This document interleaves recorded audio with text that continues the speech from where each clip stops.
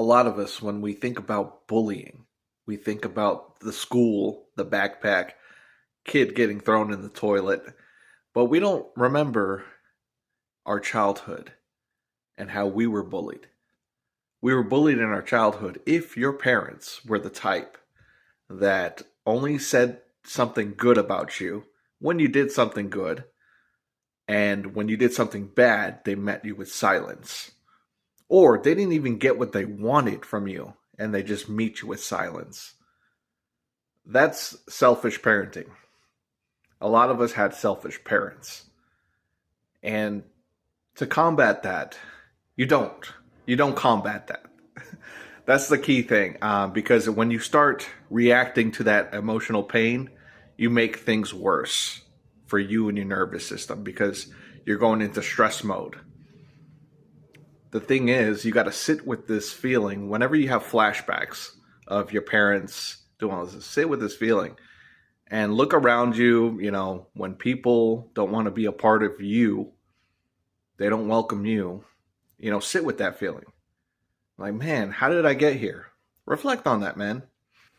And then you'll start to see that it's on you. You are chasing perfection.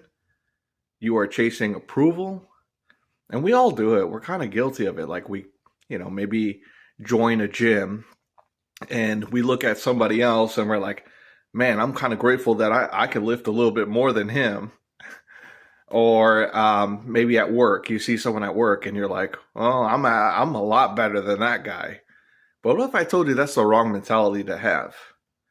That you have no idea what that person at the gym goes through or that person at work goes through. Maybe they're at the higher position and you have a little bit of this jealousy and envy and you're like kind of wondering, this is not me. Why am I doing this? Most likely you came from selfish parenting. And you have to recognize that this chasing perfection and approval, that makes you actually an easy target for people to pick up on, like a shark, picks up on blood.